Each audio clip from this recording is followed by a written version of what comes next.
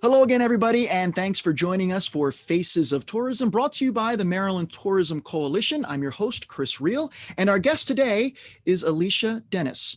Alicia began her career in the food and hospitality industry, where she gained hands-on experience in restaurant and catering operations. After 4 years in the industry, she became a brand ambassador and an independent consultant, where she delved into marketing, event planning, and consultative sales. Now, as a workforce development professional, Alicia continues to deliver unmatched customer service and nurture long-term relationships with job seekers and businesses. She's currently working with the Maryland Department of Labor as the Regional Business Solutions Consultant for the Eastern Shore. And that's just one of the many hats that she still wears. I'm really looking forward to hearing her story today. Hi, Alicia. Thanks so much for joining me today. Hi, thank you so much for having me. Great to be here. I'd love it if you could tell just a little bit about your background and how you got involved in the tourism and hospitality industry and how it brought you to where you are today. Absolutely. So I was visiting colleges my senior year, and I didn't know what major to major in. I just thought that business administration was just the safe way to go. So I just was taking a tour at Johnson Wales University, looking to go into their business administration or their business management program. And then I kind of went past their food service or their culinary division, and that really captivated me and pulled me in. And so from that day, I just changed my major and I said, nope, I want to go to Johnson & Wales, but I want to go under their culinary arts program. So I ended up going to the Norfolk, Virginia location for the Johnson & Wales campus that they currently had at that time.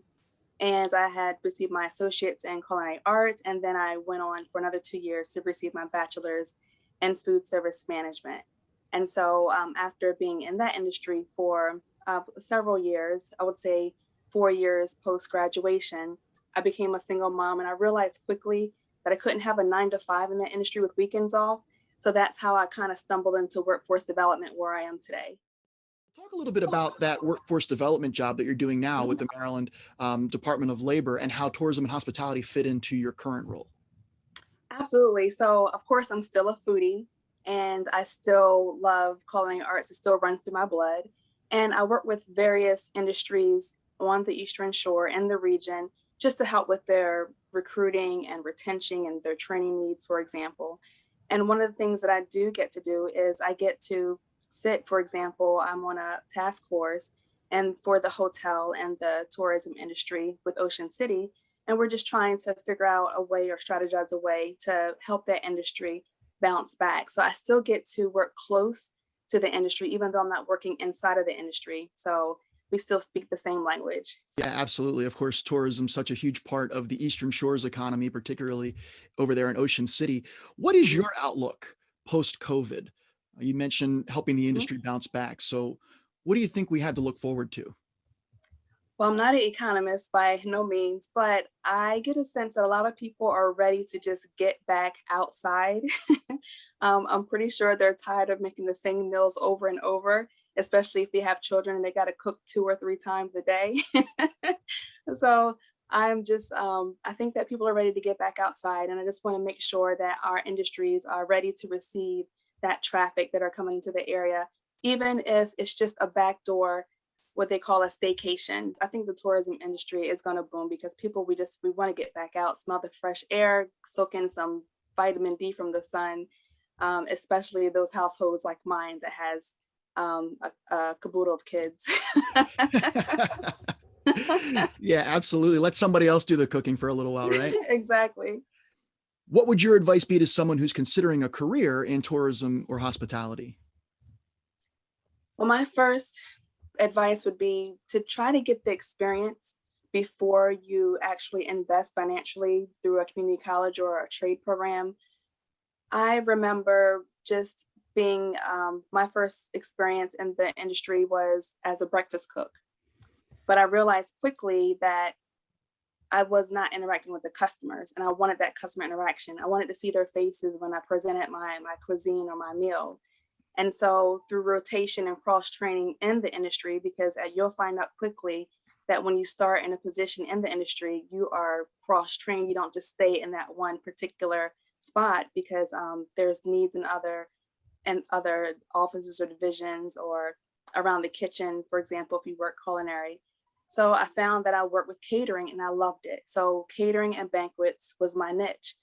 So I had a friend that worked actually in the industry that was along the same career pathway as myself in the culinary arts program, but she ended up taking a second job in Ocean City during our summer program, working as a front desk clerk at a local hotel. And she found that instead of continuing on that culinary pathway, she is actually working currently in management at Marriott in Baltimore. So that experience kind of confirms whether you want to do something or not, or and it gives you clarity to say, you know what, I don't like this, but I would really love it over here.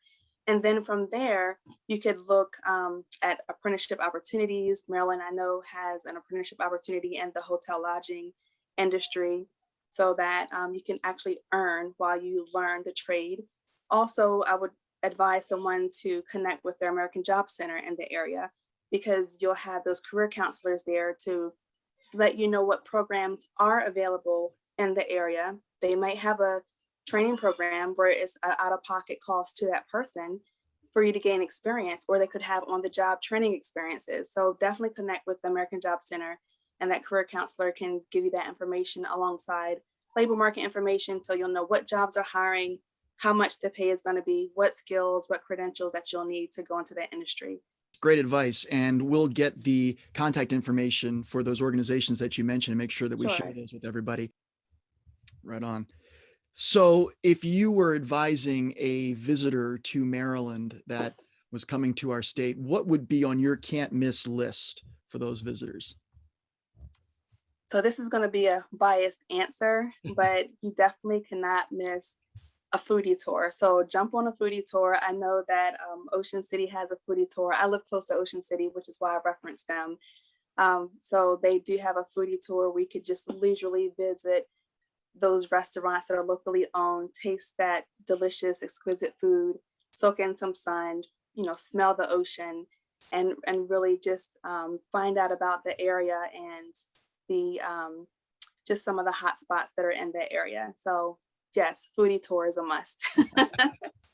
And it's great because food is such a fun way to experience a place and the culture, and it brings people together. So I think a foodie tour is an excellent suggestion.